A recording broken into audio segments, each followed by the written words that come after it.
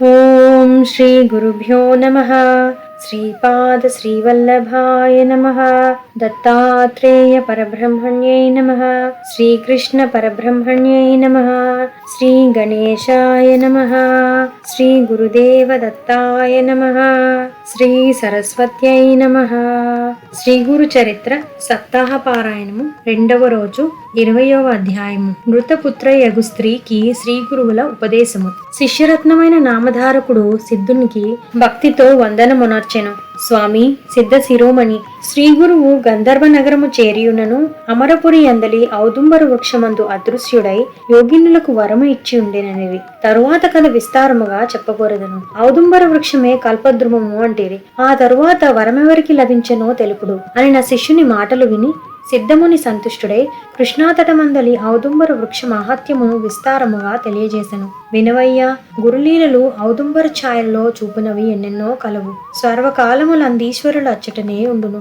ఆ వృక్షమే కల్పవృక్షమగుటచే అది ఈయలేనిదేదియూ లేదు.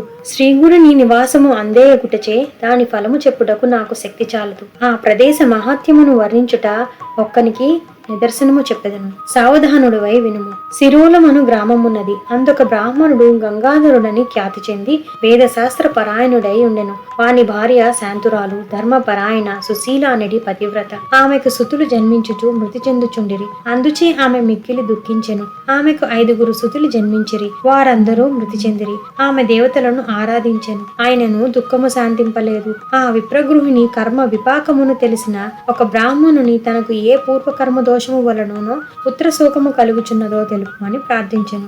ఆ విద్వాంసుడు ఆమె సంతానక్షయమునకు కారణమైన పూర్వజన్మ పాపమును ఇట్లు చెప్పెను. తామసుడై గర్భపాతమును చేయు నరాధముడు జన్మాంతరమున ఆ దోషము వలన మృతపుత్రుడగును.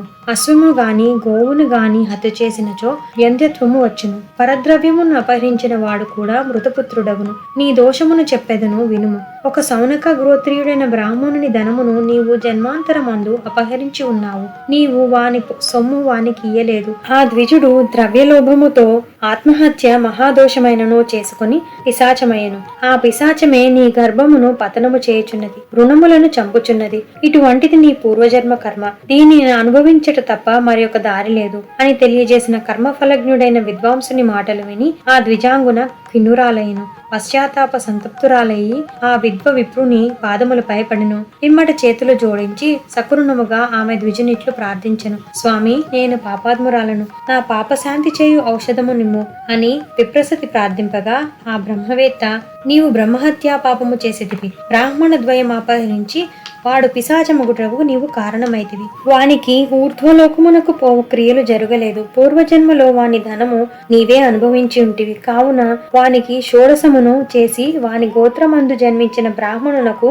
శతద్రవ్యము నొసగుము. ఇట్లు చేసినచో నీవు శుద్ధి పొంది కృతార్థము కాగలవు. కృష్ణాతటమందు 1 మాసము ఉపవాసము చేయము. పంచగంగా సంగము మందు యథావిధిగా స్నానము చేసి ఔదుంబరాఖ్యమైన కల్పద్రుమమును ఆరాధింపుము. పాప వినాశ తీర్థమున స్నానము చేసి 7 పర్యాయములు ఔదుంబర వృక్షమును అభిషేకించి మరలా కామ్యతీర్థమున యథావిధిగా స్నానము చేసి దివ్యములైన శ్రీగురుని పాదవులకు భక్తితో అభిషేకించి పూజించుము. 1 మాసం ఇట్లు చేయము.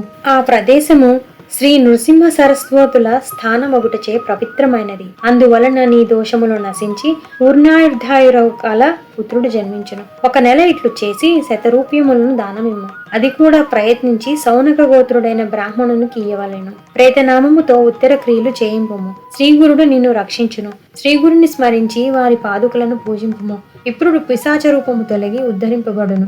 ఇట్లు విద్వద్విప్రుడు పలుకగా చింతావిష్టురాలయ్యి విప్రభార్య, అయ్యా, శతద్రవ్యము ఇంటలేదు, ఎక్కడనో లభింపదు. దేహ కష్టముతో ఉపవాసము చేసి పూజింతును. భక్తితో శ్రీగురుని మాసము ఆరాధింతును అని వేడుకొనగా శ్రీగురువు ప్రోత్సాహముతో ఆ పండితుడు, శతద్రవ్యము లేనిచో నిర్మలమైన మనస్సుతో గురుపాదార్చనమే చేయుము. శ్రీగురువు నీ పాపమును పరిహరించును. ఆ స్వామి దయాళుడు, భక్తుల దోషములను నశింపచేయును. గురువాజ్ఞ పొంది యథాశక్తిగా ద్రవ్యమును చేయుము అని నా ద్వైవజ్యుని మాటలు విని ఆ ద్విజాంగన సంతసించి శ్రీగురువు గుప్తముగా ఉన్న స్థానము చేరి సంగమ స్నానము చేసి పాపనాశ తీర్థము నుండి యథావిధిగా 7 పర్యాయములను స్నానము చేసిన తరువాత వృక్షమునకు ప్రదక్షిణమనరించి కామ్యతీర్థమున మరలా స్నానము నడిచి శ్రీగురు పాదుకులను పూజించి నమస్కరించి ప్రదక్షిణము చేసి ఉపవాసముతో సేవించెను.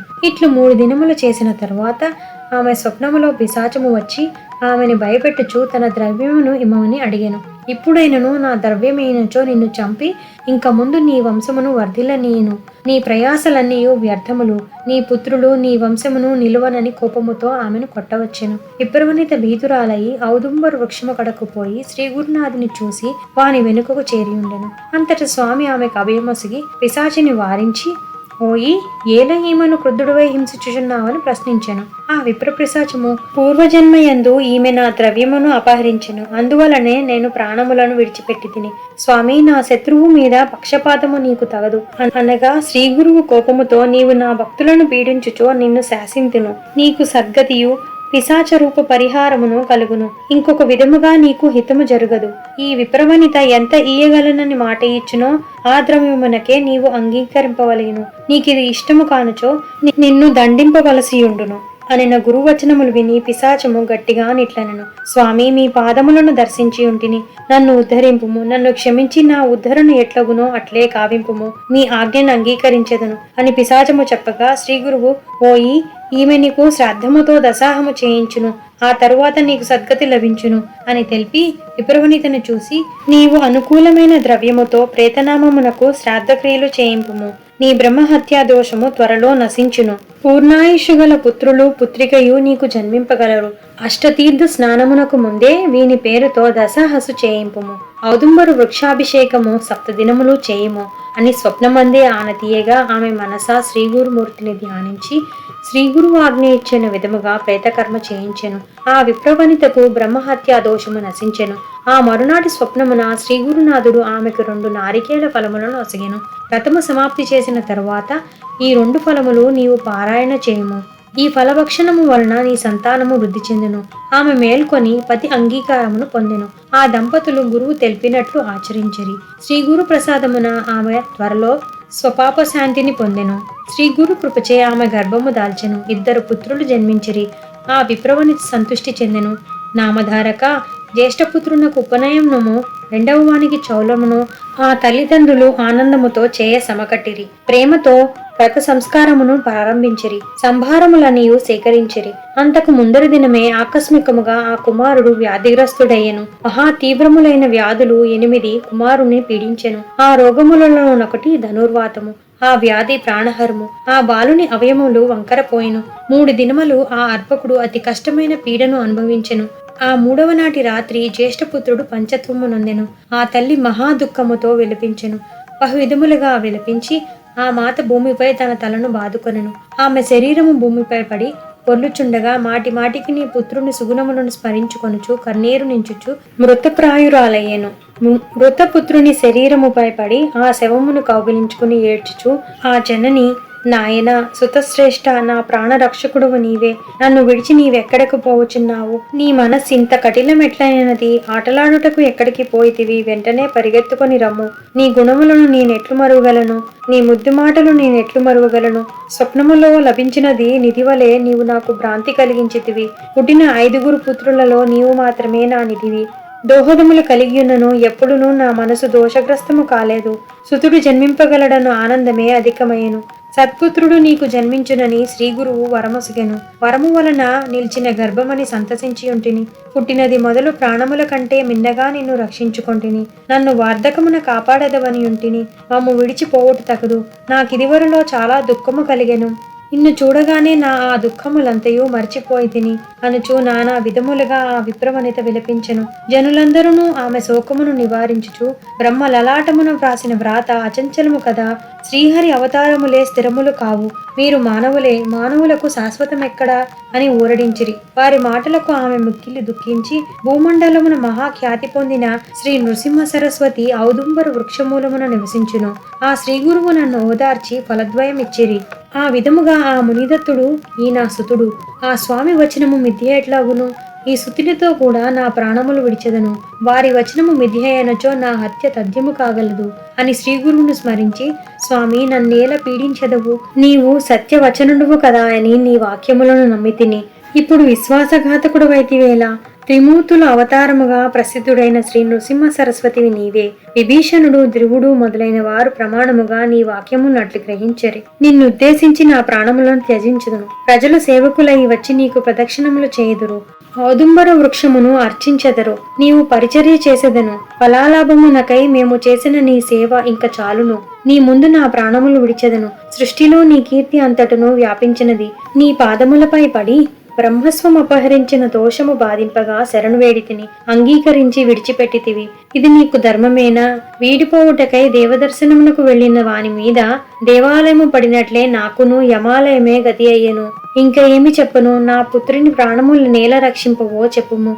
అంతలో ప్రాతకాలమయ్యను. సూర్యుడు ఉదయించెను. విజులందరూ సమూహముగా వచ్చి నీ శోకము వ్యర్థము. భవిష్యత్తును బ్రహ్మ కూడా మరొక విధముగా మార్చజాలడు. నదీ తటమున సంస్కరించుటకు శవము నిమ్ము అని పలుకగా వారి వచనములు విని ఆమె ఏడ్చుచు, ఓ బ్రాహ్మణులారా, నాతో కూడా శవము నుంచి చితినంటిప్పుడు మరొక విధముగా శవము నీయను. నేను పుత్రునితో అగ్ని ప్రవేశము చేసేదను అనుచు శవమును వారికి ఇయ్యక తన గుండెలకు కట్టుకొనెను. ఈమె కఠినురాలు. స్వపుత్రునితో అగ్ని ప్రవేశమట ఆత్మహత్య మహాదోషము అని వారెన్ని విధములా చెప్పినను ఆమె నిశ్చయము సడలలేదు. మధ్యాహ్నమైనను ఆమె శవ సంస్కారమునకు పుత్ర శవముని ఇయ్యలేదు. గ్రామమున ఆందోళన అధికమయ్యను. అంతలో ఒక బ్రహ్మచారి అటకు వచ్చి తగిన రీతిలో విస్తారముగా ఆమెకు ఆత్మజ్ఞానమును ఉపదేశించెను. నామధారిక ఆ ప్రదేశమునందు ఒక చిత్రము జరిగెను. పుత్ర శోకమును హరింపజేయగల సుజ్ఞానమును ఆ తాపస బ్రహ్మచారి బోధించెను. ఆ తాపస బ్రహ్మచారి కాడు, ఆ భక్తవత్సలుడు త్రిమూర్తి అయిన శ్రీ నృసింహ సరస్వతియే. ఇది శ్రీ గురుచరిత్ర పరమకథా కల్పతరౌ శ్రీ నృసింహ సరస్వతోపాఖ్యానే జ్ఞానకాండే సిద్ధనామధారక సంవాదే మృతపుత్రాయ ఉపదేశో నామ వింశోऽధ్యాయః సమాప్తః. ఓం శ్రీ గురుభ్యో నమః. శ్రీపాద శ్రీవల్లభాయ నమః. దత్తాత్రేయ పరబ్రహ్మణ్యై నమః.